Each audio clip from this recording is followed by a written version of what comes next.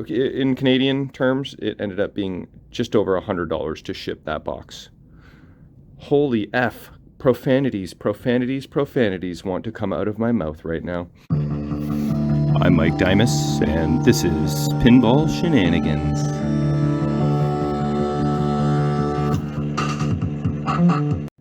Okay, welcome back. Looks like I'm finally getting back around to trying to finish $6 Million Man. I was held up just a little bit waiting for a flipper rebuild kit, which as you can see has arrived, and I got two just to save on shipping.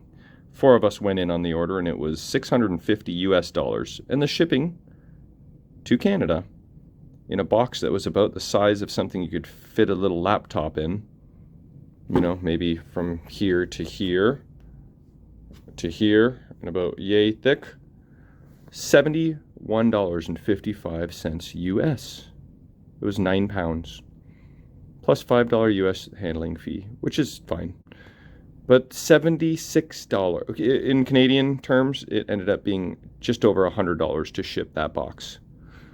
Holy F. Profanities, profanities, profanities want to come out of my mouth right now. Good thing there was 4 of us and we split it 4 ways, you know, depending on kind of who ordered the most amount of crap compared to who ordered the least, because we didn't want any one person to take an unnecessary hit. But all in all, ended up working out. And don't tell the CRA, that is Canadian Revenue Agency, that somehow we got away without paying the 13% tax, which is huge, because 13% on basically $1,000, we saved like $130 almost by, you know, it's just hit and miss for us Canadians. Sometimes they'll charge us 13%, sometimes they won't. You don't know until they show up at your friggin' door with a credit card machine or not, or you know, he just gave me the package, I brought it in, it's like, hey, I didn't get charged, woohoo! So that was nice.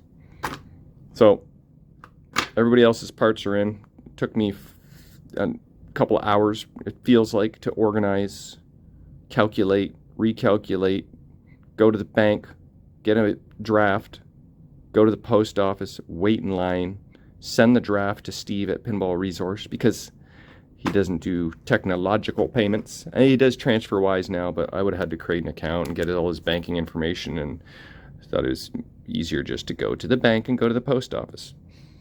So after spending 12 hours dealing with this order, separating it out, organizing it, pricing it, I have finally organized. Everybody's got their parts separated. We got our totals. We got charged 1.32%. So like basically 33% extra on the exchange rate. Anyway, just in case you were wondering, now you know. Knowing's half the battle. G.I. Joe. Okay, I'm really getting off on a tangent here. This screw here is for William's coin door. I needed to lend that to Kevin. Now he's got some new screws for his Twilight Zone. Sent his door to powder coating, and it kind of came back without these screws. That's not part of my order. But what I did get was just 10 lamp sockets, because they're always good to have.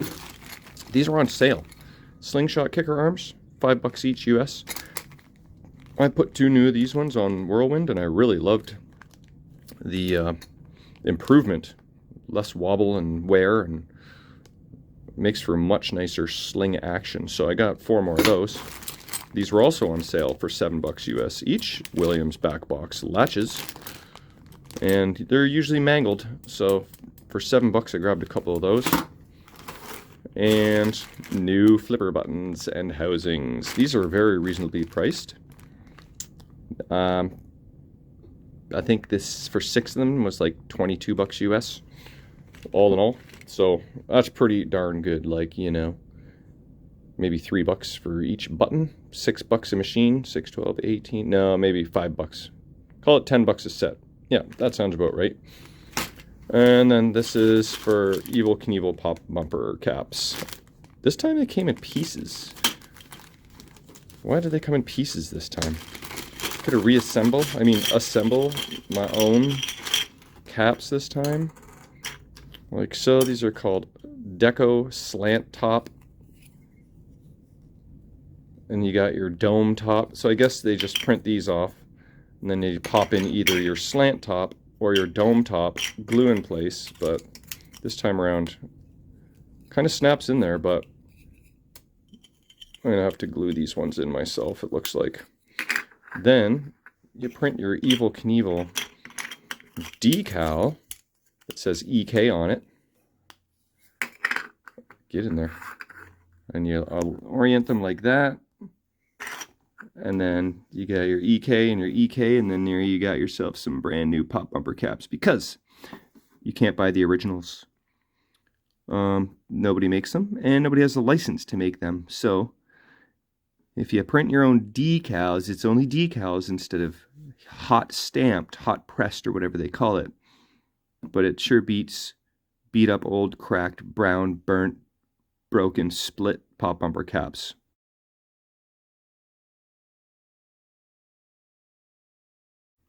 So that's the solution that I use. Anyway, so I'm going to do the flipper rebuild, and that's close to the finish line. So let's take you over to $6 Million Man here, because I did a couple things and didn't record. One of which was clear coating the playfield. I used a matte finish clear coat, because that I thought would be pretty close to, that's the high gloss. There's the matte. That's what I used, Liquitex. Got this at the arts and craft store. Well, guess what? Turns out that's not the greatest solution, and I'll tell you why. But firstly, when I did apply the clear coat, I tried to just do certain areas right, instead of having to do the whole thing, just like get over the inserts, kind of like, you know, it was rough. I didn't like tape off anything or anything. Turns out that the sheen was a little bit more dull. Here, you might be able to see right there.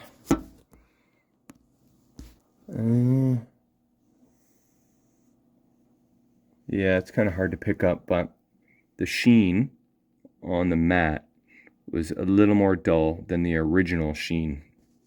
So in order to make it look better, I pretty much brushed the whole playfield. Like, I didn't do up top because there was really no color matching, color touch-ups going on up there. But pretty much the whole main area here, I brushed on a clear, just so that it would be consistent. Okay, so then Ray comes over on Friday, and we play a bunch of games, get a good play test out of this. Here's one thing that we figured out. We broke this display, so it's got one segment out, so that's on the to-do list. But this is good news, because that's why we play the crap out of these things, to make sure we work out any kinks before it goes to the new owner. But did you notice yet? Could you pick it up? Could you see? You may not be able to. Look, see those white flakes? I think that's my clear coat kind of chipping and flaking away. See by the O and N there on bonus word, and then little flakes over here. So my playfield's covered in like clear coat dandruff right now. I'm not thrilled about it at all. So back to the drawing board on that. I'm gonna remove the playfield and see if that just kind of like blows off with the compressed air, or if that's chipped onto the clear coat, or if those are flakes. I don't know if those are dents in the clear or flakes of clear. We'll pull off the glass and find out. But wait, I think I see flakes on that 0, so I think it's more flakes. Anyway, not loving that, so I'm gonna have to. Oh, look in between the pop bumpers where it really gets, the ball really gets bounced around. It's like flake zone there. So either did that happen because I didn't like wax the Playfield, or is it just not the best quality clear? I think it was not the best quality clear. So I went to the hardware store today and I found something I'm going to try. This professional clear finish satin water-based.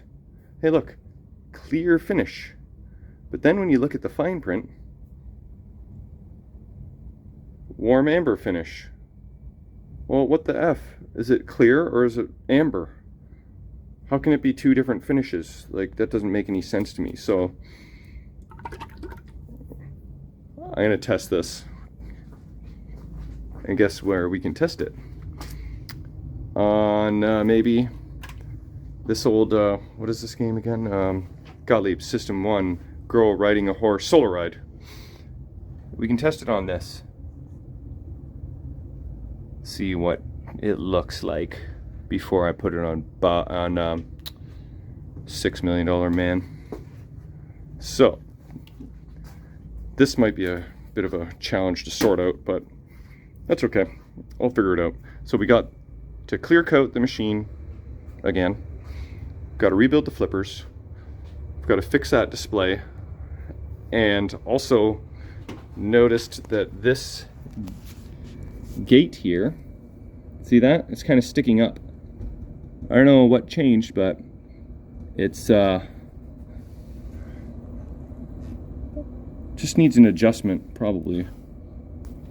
But it was kind of like sticking up and falling down, sticking up, falling down. So that's on the list compared to the other one.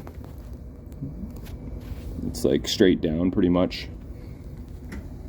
See, look. That one's like 45-degree angle. So the ball was getting through there and it shouldn't. And what else? I think there was something else on the list. Oh, hold on. Let me take off the glass. I'll be right back. Okay, I took the glass off, but oh yeah, I wanted to show you this. This is a really close-up version of when I had done the last video where I kind of touched up the P and the S. They were kind of missing. I realized after that compared to this S, look how thick that line is right there. And mine was like really thin here. So I beefed that up. And my P, I think I tried to extend my P down just a little bit. And then touch up the blue here and the blue there. Oh, and then see all this blue crust right here on the circle portion?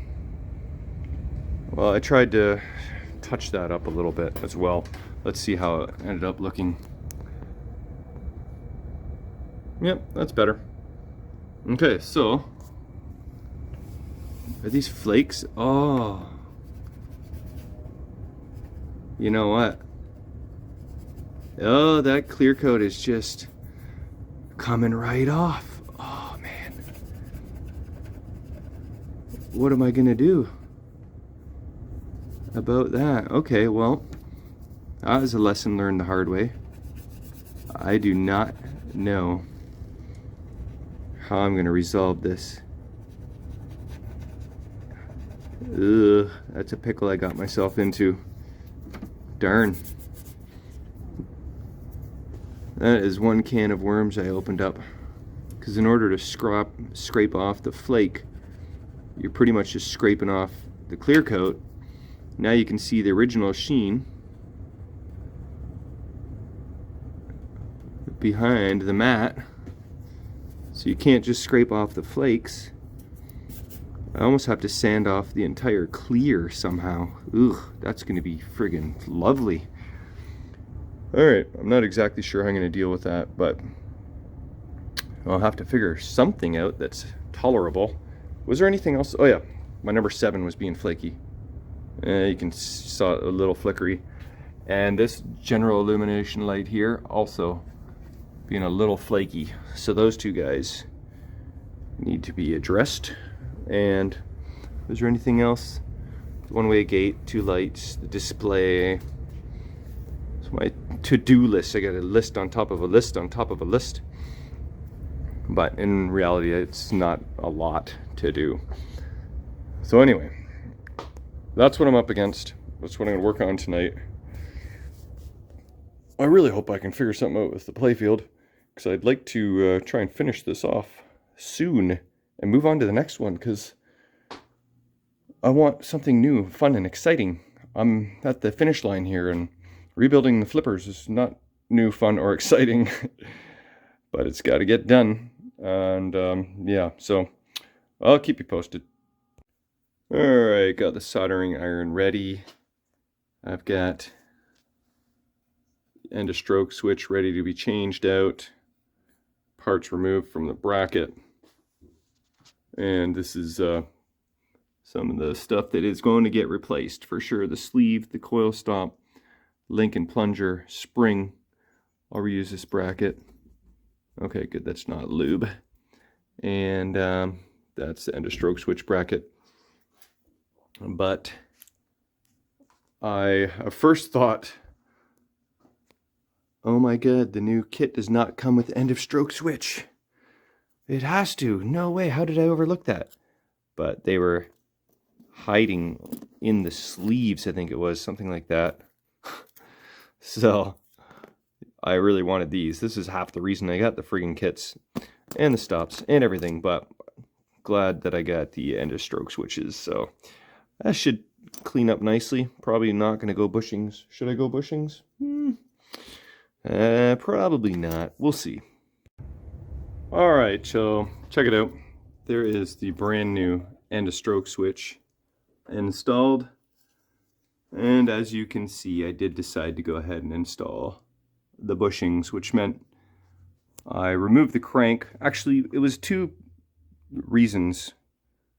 I had to remove the crank because the C-clip is invariably missing, but the new kit came with the C-clip, and in order for you to be able to clip this on, you really do have to remove the pawl here.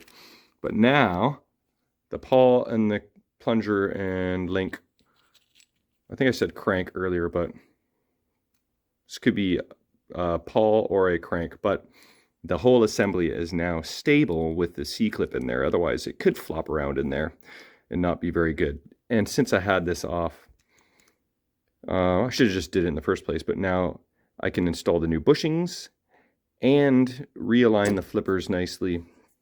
What I often do is grind the flipper bat shaft with the Dremel, because it's already got those grooves in there from the old set screw positions.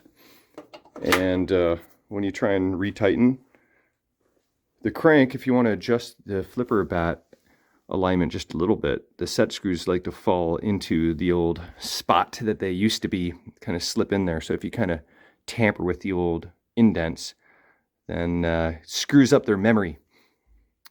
Check this out.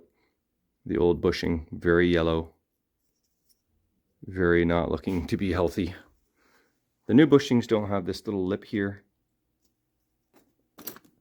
Pinball Resource knows best, so I'm assuming it's fine. The thickness here is a little bit less, and the overall height was a little bit different too, but as long as they do the job and they're symmetrical in the end, we'll be happy. And especially happy with all these new screws and all this good stuff. So give me another 10 minutes or 20 or something. Well, that's oiled. That's got oil on that. Huh. Anyway, another 20 minutes, I should have one flipper done. Okay, where did I leave off? Well, left side is done except for the alignment and tightening of the flipper bat itself and shaft. But I used every part of the flipper rebuild kit. We got the bushing, the coil stop, the new screws, the spring washer, the spring, the plunger link, the end of stroke switch. I think that covers everything. So that guy's done. So now I'm working on this guy. Got the bushing done and the stroke switch done. You can see. Get over there. My coil's in the way. Okay, here. It's looking better. One thing I did notice is the flipper bat here. You can see it kind of just pokes out a little bit, maybe an eighth beyond the pawl there. But the other one was longer. That's the one. It stuck out further. So yeah, it worked, but I tried to find something that was better. So I got myself into a little mess here with some used flipper bats that I picked up, a little here and a little there, mostly in one big lot, even a couple banana flippers in there. But this is what I found. Okay. Not all flipper shafts are the same length. Look at this. So that is the longest. These two are pretty similar, but this is the shoe bat style that are separate. And then this one's kind of really short. So I think between these two, this is more, I think, I don't know, older style. I think this is more to the tune of the original. Oh, look at this. That doesn't have any wear on it, so where the set screw squeezes onto the shaft. So this is new old stock. This one you can see has been screwed with, but one is longer than the other a little bit. So I'll pick whatever fits in there the best, but you can see whatever fits mostly like the other side I will use. I kind of like this area. It's got more to work with.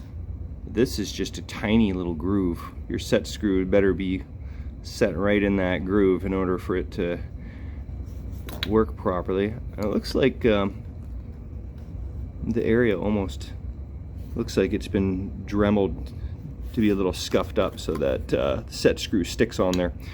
Anyway, that's what I'm dealing with, and I'm gonna need another 20 minutes, maybe more. Almost forgot to show you all the nastiness of the old parts. Isn't it worth it for like, what did I pay? Let's say, I think it was 70 bucks US for 2 sets, so 35 US, so let's call it like 50, let's say 60 bucks roughly with shipping and everything. 60 bucks for a new flipper rebuild kit. That's a guesstimate. Could be, let's say, even if it's 80. 60 sounds nicer though, but you get all new everything pretty much, so well worth it. Okay, flipper rebuild, I believe, is officially complete. Oh, I have to adjust the end of stroke switches, make sure they are happy. That seems okay. It might be a little, supposed to be an 1/8 of an inch gap. Might be a slight bit more on that side. Let's see, what about this side? I'm like sitting on a chair and this ain't working very well. I just had to take a little break. So, yeah, I'll check on those and make sure they're equally spaced. I ended up going, as you can see, like the flipper shaft here is like an 1/8 outside of the pawl, and it is the same there. So I ended up going with the one bat and shaft that was screwed together, the kind of older style. I mean, maybe they use them on modern solid states, but I thought that was kind of a more EM thing. Maybe it is, doesn't really matter. It fit perfectly and I used it, and none of the other ones fit as well as that one did, so that's what got used. And all right, we can take a look at my flipper alignment now. One moment. Okay, there we are. A few times Every time I tried to tighten this guy up, it'd like to slip up into its old comfortable spot. But I think this time I finally got it. They're pretty nice and darn symmetrical. They're lined up to their holes very well. And look at that. Pretty darn good. So I cranked on them as tight as I could get them. And hopefully during a couple hundred flips, they stay put. That's the trick. So that is done. Just a little play testing to go. I might have a little more time I can fudge around with down here. Let's take a look. Actually, when I had the Playfield up, I did kind of dinker with the 7 lamp and the GI lamp up here. You can already see this GI lamp is not flickering anymore, so that one might be good. Let's go into lamp test here. Oh, okay.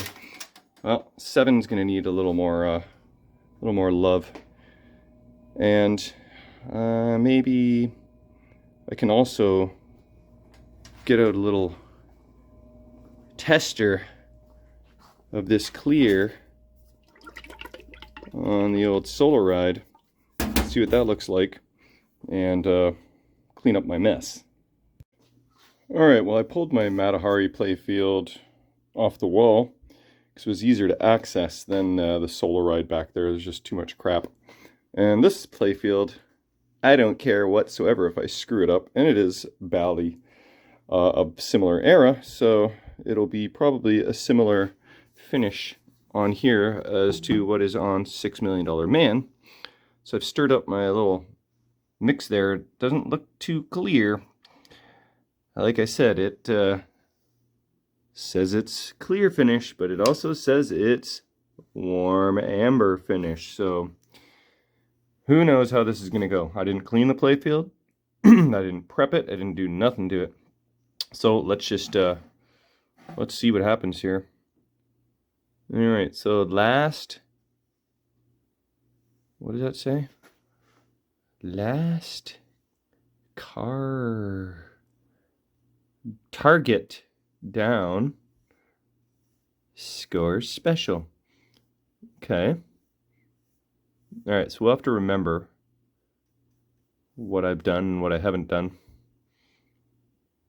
Instructions say to like lightly sand the surface to prepare it. I don't know if I'm going to be able to do that on $6 Million Man, but let's do a string of inserts. I mean, if it dries yellow here, then, or amber, we won't really be able to tell, because it's kind of amber behind. All right, so let's do an area that also, that's completely like stripped of art. This bonus ladder here. Okay, we'll do that. So far it seems okay. And for fun, let's do an area that's dirty. Just paint right over this friggin' dirt. Or brush over it. Okay, a little square there-ish. And let's throw some in here for fun. Load it on here. See what that ends up looking like. And I'll even leave some clumps there to see if it dries clumpy. And if, you know, if I use this on 6 million, then I'll definitely try and brush on nice and even. And any other areas I want to test?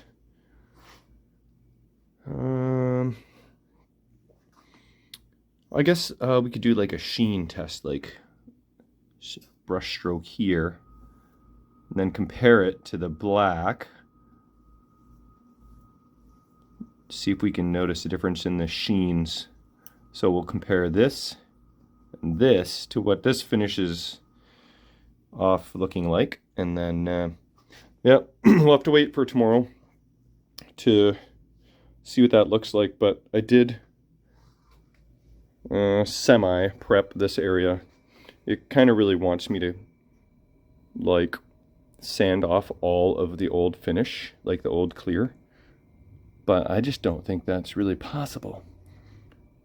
Is there an area we can kind of just do a sample on this playfield without anybody knowing, except me and you?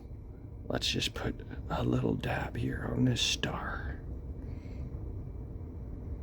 I can barely.